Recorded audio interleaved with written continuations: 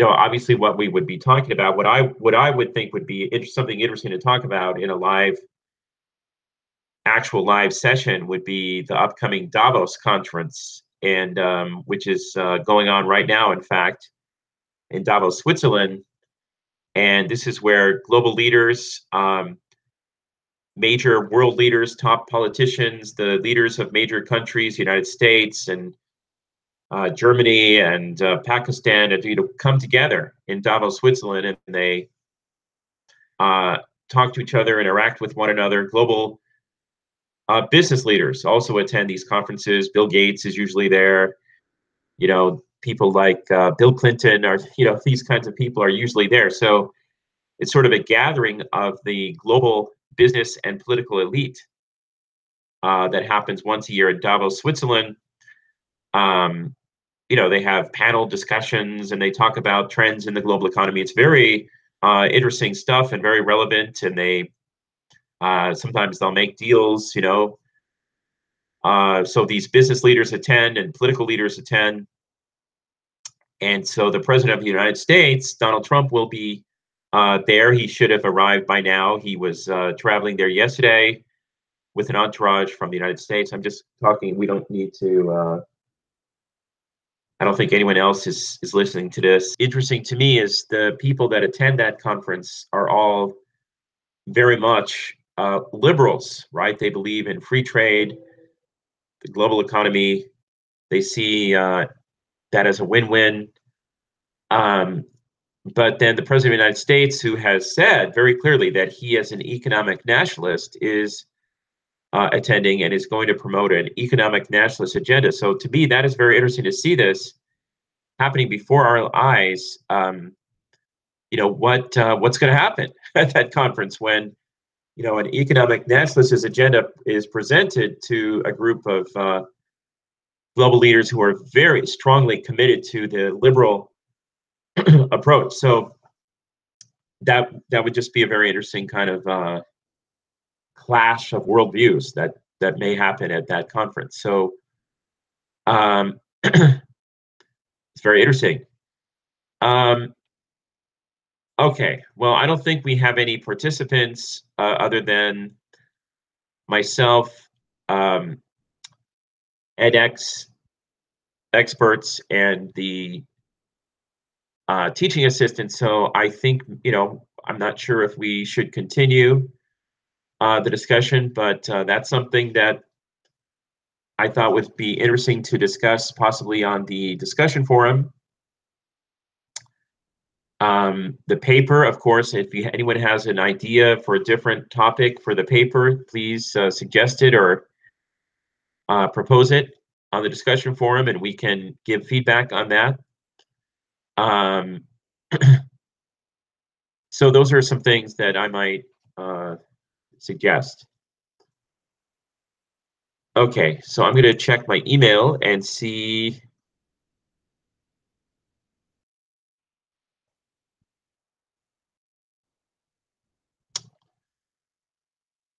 if I'm getting any comments from the teaching assistant about summarizing any comments that have been posted. Doesn't look like it, so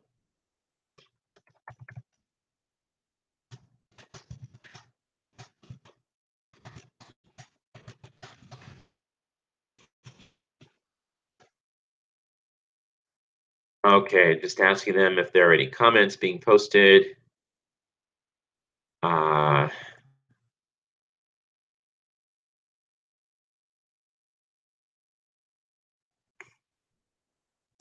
So yeah, so this is very interesting that conference. That's something to watch. The withdrawal from the Trans-Pacific Partnership by the United States about a year ago. It's another interesting phenomenon. So we're starting to see, I think, some sort of surge in an economic nationalist sentiment within the United States. Some people say that maybe that's a backlash against all of the economic change, the globalization is maybe affecting some people in a negative way.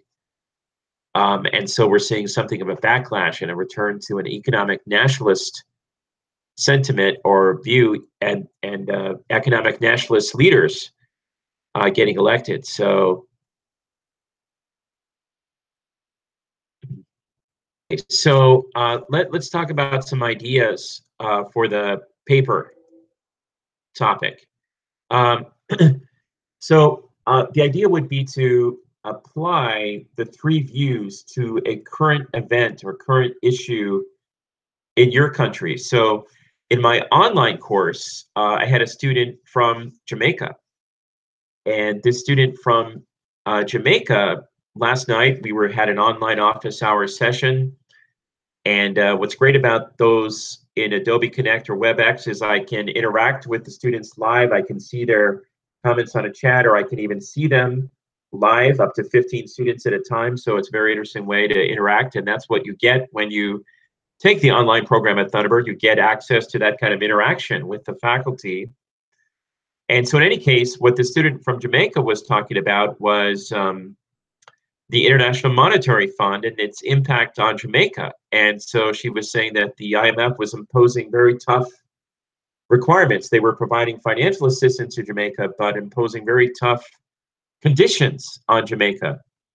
And so some of these were removing all restrictions on foreign investment, removing trade barriers, because the IMF generally insists that a country adopt a more liberal economic policies.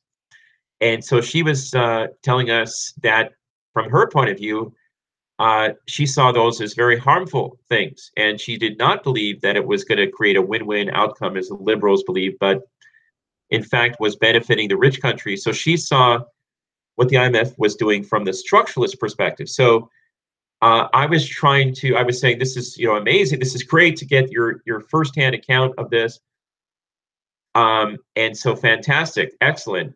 So thank you for applying the structuralist view to explain what is happening. But as an exercise, could you also look at this from the IMF's point of view?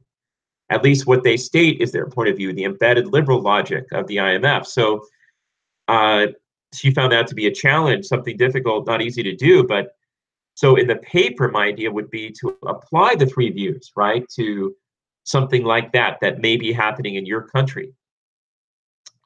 Maybe your country is the United States. So we see that, you could talk about withdrawal from the TPP, the Trans-Pacific Partnership. You could talk about whether NAFTA is good for the United States. That's currently an ongoing debate. There's a lot of current event articles about that. So should the United States withdraw from NAFTA? What would the three views say about that?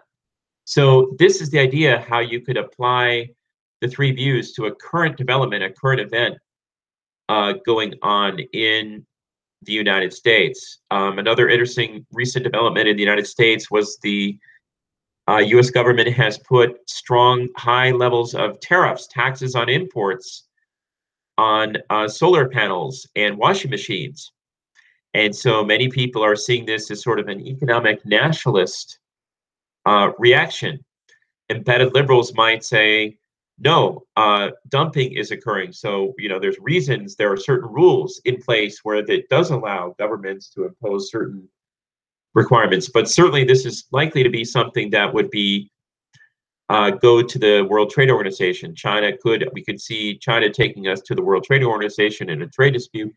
So in any case, so the US government action to impose tariffs on solar panels and washing machines, how would the three views see that? Economic nationalists would say, we're doing this to protect US manufacturing in the United States, to keep out cheaper imports, to promote our own national industries. So that would be the rationale given by the president of the United States right now, saying, from an economic nationalist perspective, we're looking to protect US national interests.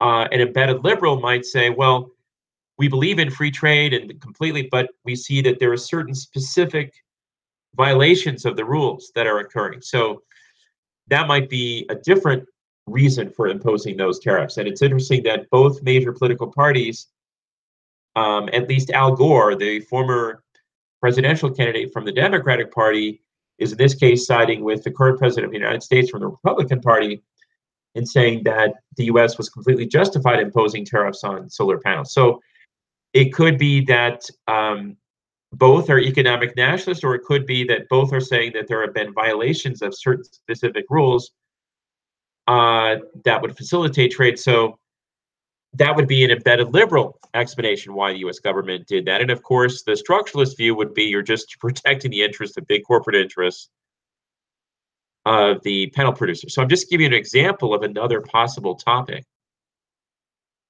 So another idea for the paper. So there's a lot of different things you could talk about for this paper. I mean, the trade are an obvious kind of issue. So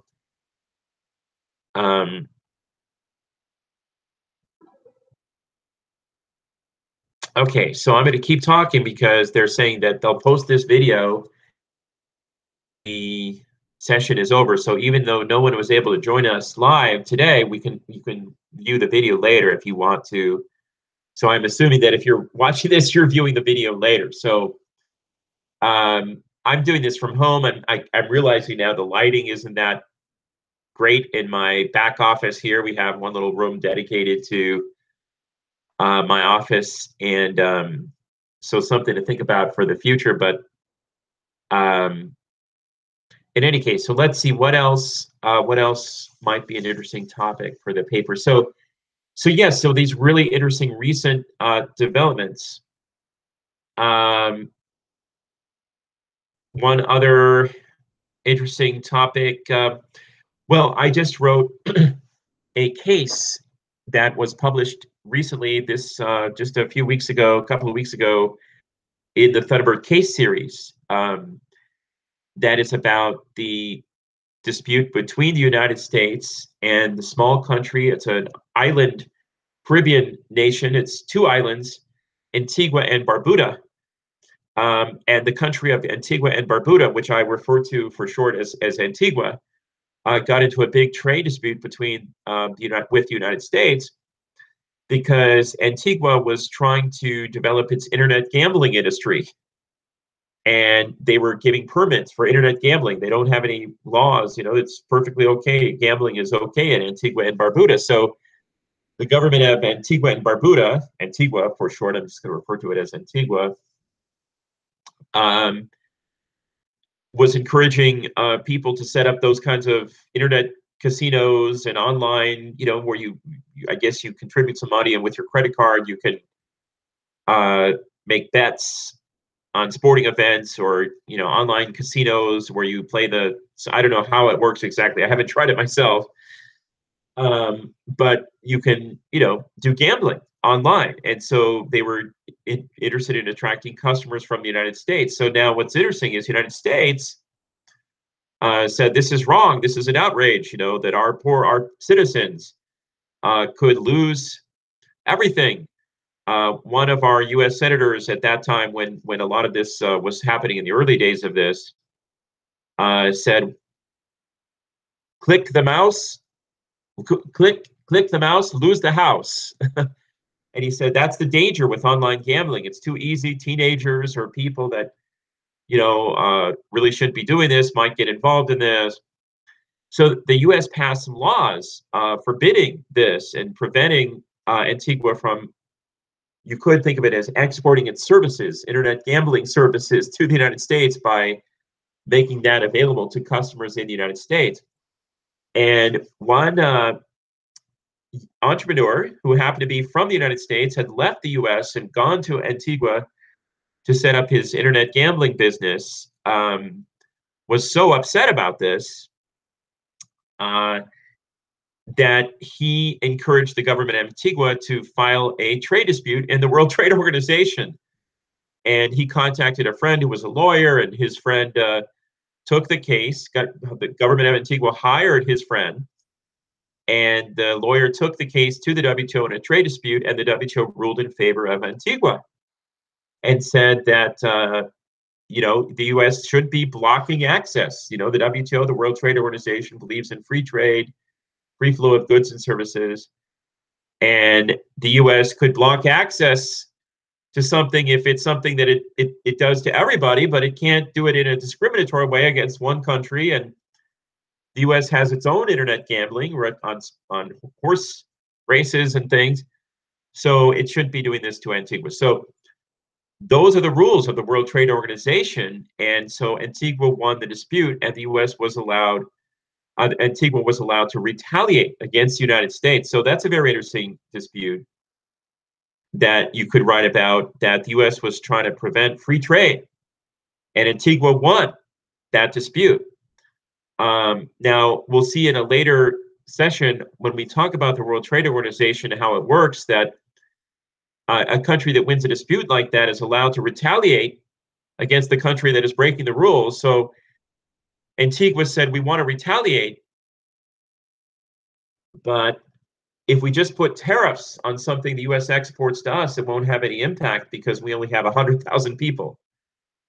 So Antigua asked for and received the right from the World Trade Organization to impose a very tougher punishment against the United States, taking away patent protection for U.S. pharmaceutical products, copyright protection for music from the United States. Copyright protection can be revoked. Antigua said, we're going to set up a website and put up music and Hollywood videos and movies, and anyone can download this for free because we've been allowed to retaliate in this way by revoking copyright protection in our country. And the United States said, don't do that. And Antigua said, we won't, but if you should stop your unfair practice of not allowing us to export our services. So far, there's still a standoff. The U.S. won't give in. Antigua hasn't retaliated because I think they fear even bigger punishment from the United States if they did. But it just tells you how the World Trade Organization is trying to promote free trade, and countries have given up some of their sovereignty, the legal control that they have over their country, to become a member of the World Trade Organization, because those countries say, we believe so much in free trade that we ourselves will defer to the World Trade Organization. But look, in this case, the United States isn't deferring to the World Trade Organization, and so does it really believe in free trade? So, or is it right to try to protect its market? The WTO says you can do that. For example, they let Saudi Arabia block imports of alcohol, but they said Saudi Arabia does it in a way that they don't allow their own companies to produce alcohol either, so they're not discriminating against any one country. They follow it themselves, but the United States, we're blocking access to internet gambling, even though we have internet gambling ourselves. So that's where the WTO says you can't do that. So there are certain rules. So they follow this embedded liberal approach.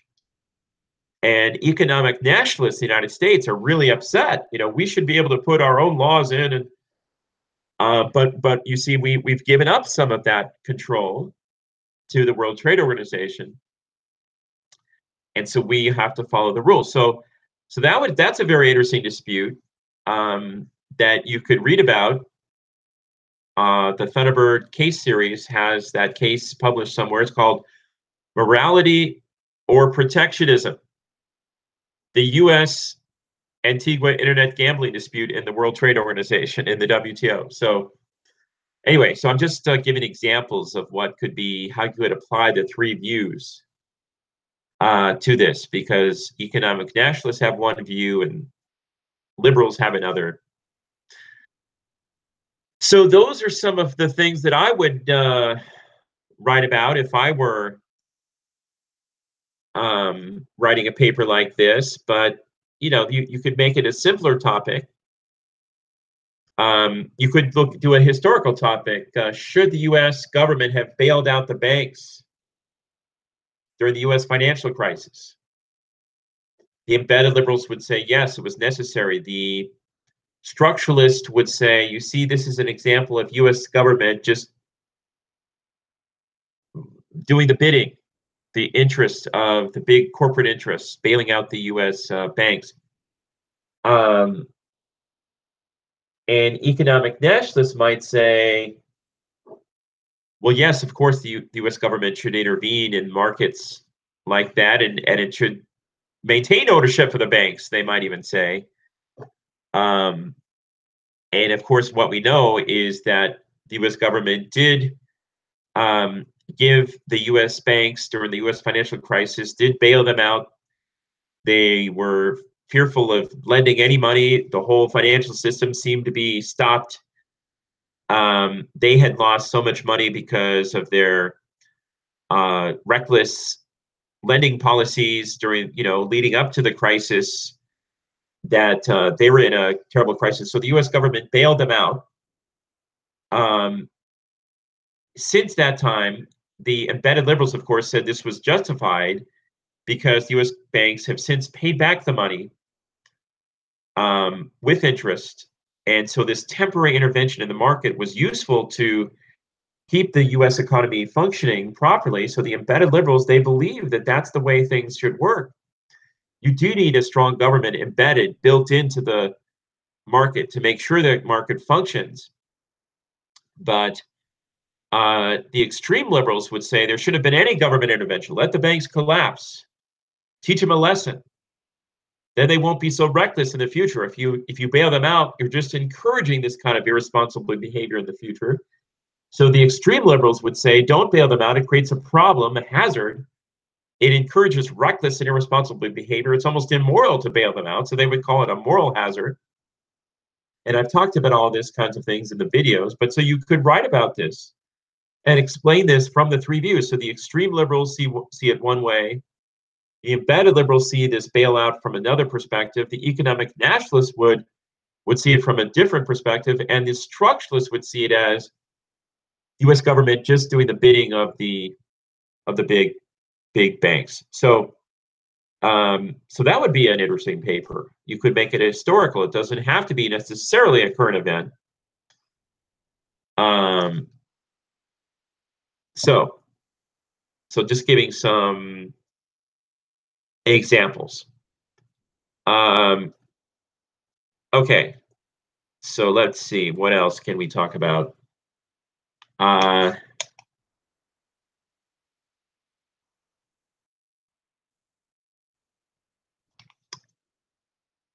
Yeah, but if you are not from the United States, if you are from India, for example, or you're interested in India, an interesting paper could be the Indian government's efforts to move away from a very strong economic nationalist policy in general with regard to trade and foreign investment, putting very strict requirements and controls and restrictions on trade and foreign investment, to a much more liberal approach, allowing foreign investment with much fewer restrictions, removing restrictions on trade, having a lot of free trade agreements, and what impact that has had on the Indian economy. I think that many people would say that it has been positive. So what would the liberals say about this? What would economic nationalists say about this? What would structuralists say about this? So that would be very interesting. China, we have a case that I have written that is in your selected readings, and we'll be talking about it in a later session. And it is on the U.S.-China wind power dispute. And so I think that that is a very interesting, another example where the Chinese government put in interference with market forces to allow foreign investment in the wind turbine manufacturing industry in China by foreign companies. But it said that any foreign company that does this will be required to have a joint venture with a Chinese firm, and will be required to give away a lot of its proprietary know-how in how to manufacture wind turbines, which is used in generating wind power. They'll have to transfer that proprietary know-how to the Chinese companies. Well,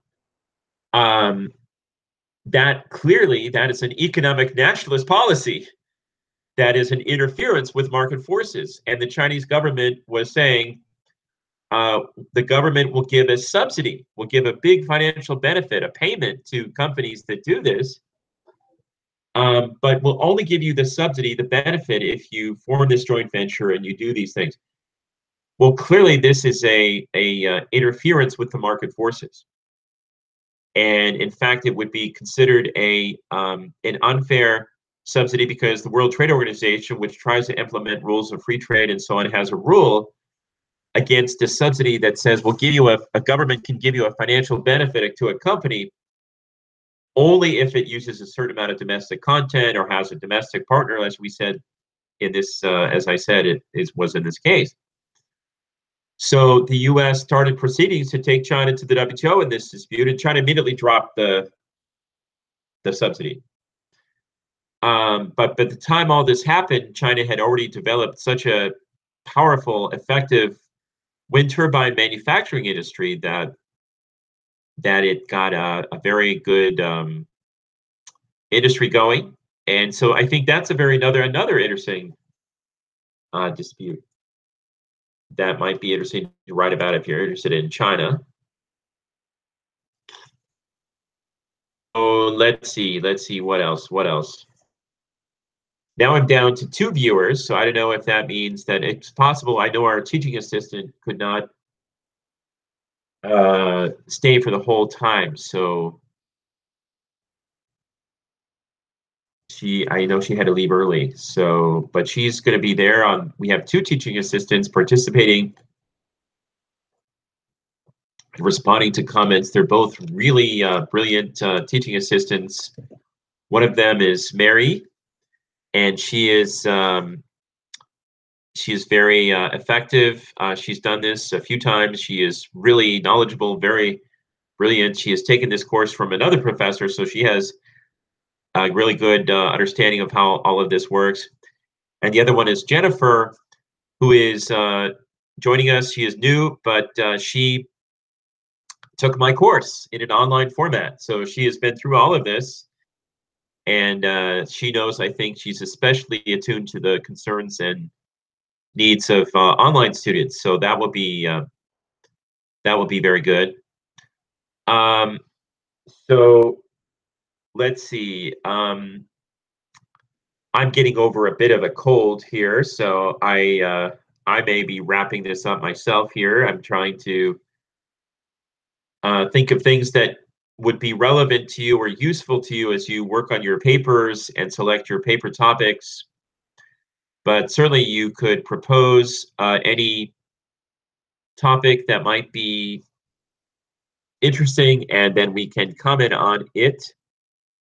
Um, so let's see. Yeah, so I can keep this going and keep talking in case anyone comes on, I guess, at the last minute. This is meant to go for 1 hour, so we have a few more. Okay, so I just have a little message here, an email from the teaching assistant. She said she is there. So I think it's our expert from edX had to step away for a moment. The assistant is there, and so I would have normally invited her into I would have met at my office and tried to get Mary to join us live, but this cold I'm getting over, so I'm trying not to give it to everyone. So we stayed.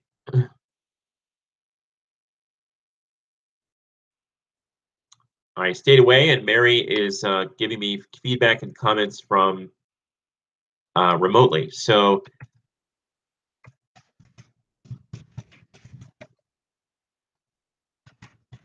I'm going to ask her if she has any suggestions.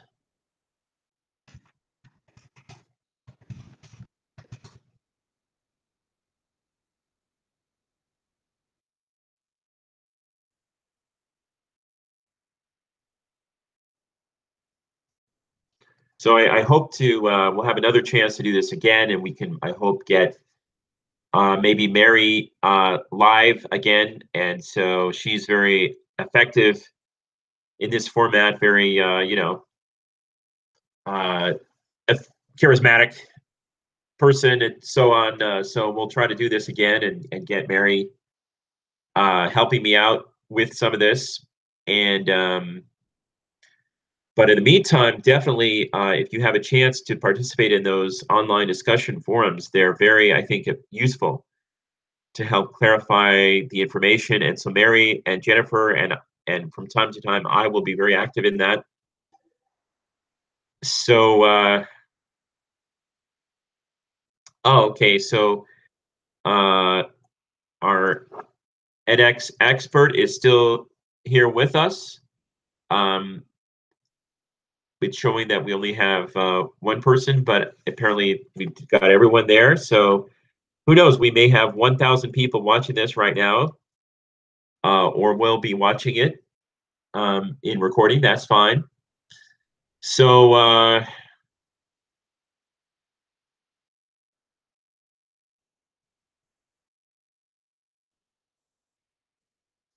okay, so let me think what else. I do think, though, to follow the current events, the current developments with the Davos, and you get to see the world views interacting firsthand, right? To see it happening before our eyes. We see this current administration from the United States visiting Davos, the president and his cabinet, some of his people in his government will be at Davos, and they have said that they're going to present the America First economic nationalist strategy at Davos.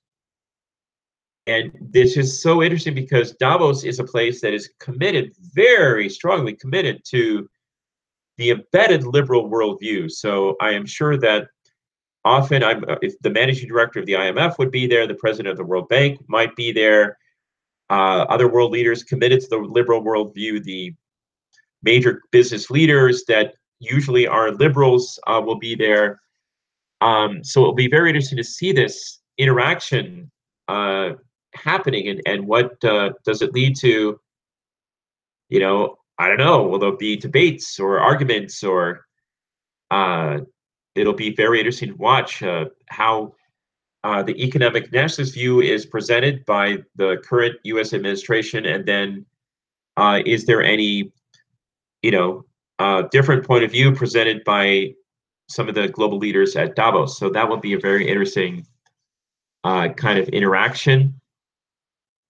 And it's rare to see this happening at firsthand. So no, of course, the structuralists would look at the Davos conference and say, well, that's the global elite. These are the people that really control the governments of all the countries, capitalist countries of the world.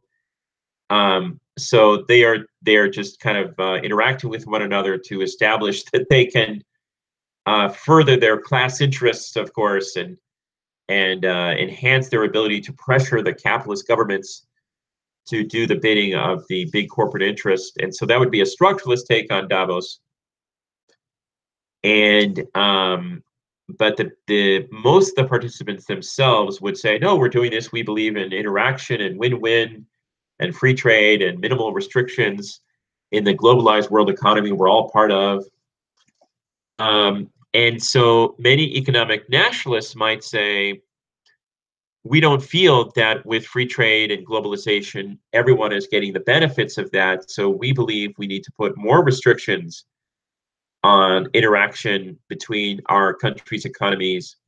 And I think that's sort of where the Trump administration is coming from. They're sort of representing the populist backlash or the economic nationalist reaction to this kind of, the liberal policies of the establishment, global elite that you see at Davos. So I think that it'll be very interesting to see the sort of interaction that does happen. Okay. So Mary, the TA, is telling me from the discussion board, people have a strong idea about the three views. I think she means they understand that fully. So what I should be doing in this is give writing tips for the paper, not just about the topic, but the writing style. Okay, credible sources to use, developing a thesis. Okay. So yes, I mean, you've got to have a thesis statement You know, you know, you could say, I'm going to look at this from the liberal perspective or the structuralist perspective or economic nationalist perspective, but it would be nice to know, here's how a liberal would look at it, here's how the other worldviews would look at the topic. And then, of course, you do need to cite sources. And so the best, there's a, established procedures for doing this. The MLA format, Modern Language Association format, you can look that up, is a really effective way of doing this. Um, and so, where you use, if the source is John Smith, you would say Smith, and then maybe give the page number, page 42, in parentheses right after the sentence where you've cited that source or quoted the person. And then you would list in order, alphabetical order, last name first, the list of sources at the end, works cited at the end, the author, the title. And so if you have any questions how that works, you could look at the, just Google, the MLA, Modern Language Association format for citing sources. And the teaching assistants will provide you some additional resources about how to do this. And the main thing is that if you're making a direct quotation of a source, you need to cite that, put it in quotation marks and cite the source. If you're taking some information from one particular source that isn't common knowledge, isn't widely accepted, then of course you would cite that source so we would know, okay, what is that a credible source? Is that a legitimate source? Normally it's really frowned upon. Do not cite Wikipedia, because Wikipedia, I love Wikipedia. I often use it as a starting place to get an idea of what the topic is about or what's really going on.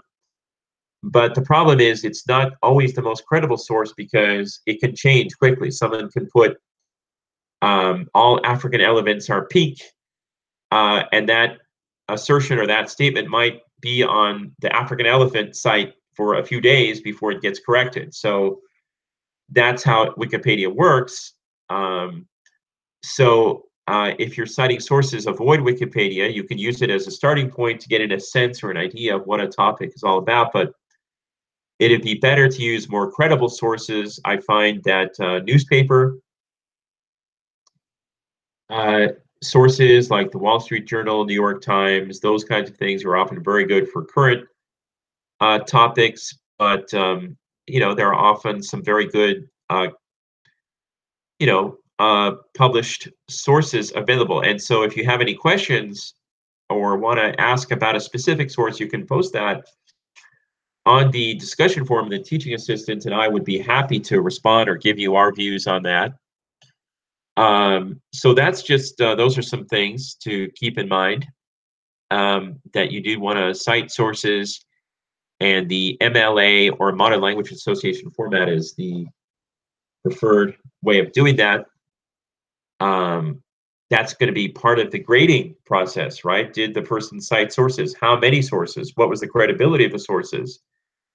Are these, did they just use one source, Wikipedia, and that's it? Okay, that paper wouldn't get the best grade, compared to a paper that used multiple sources that were all very solid, established, credible sources, cited them very well. That will enhance the grade, right? So this is how this works. So with all that said, I think that I am probably going to look to wrap this discussion up now. We've been on here for approximately 1 hour. And so unless the teaching assistant or the edX expert, I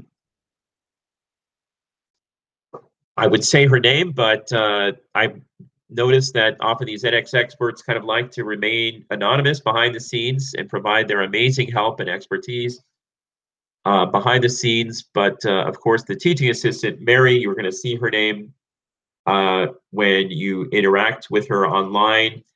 And of course, you're going to see the other teaching assistant, Jennifer. And so they'll both be making some great comments, and I will chime in from time to time as well. And so I'm going to wrap this up, I do think, and please feel free to post any comments or questions in the discussion forum, and we'll be happy to respond. And so I think now I'm getting to the point, I'm probably just going to hit the stop button, and that will bring our to a close, and this can be recorded and posted later. So here we go. I'm going to say stop broadcast. Good talking to you, and hope to interact with you at our next office hour.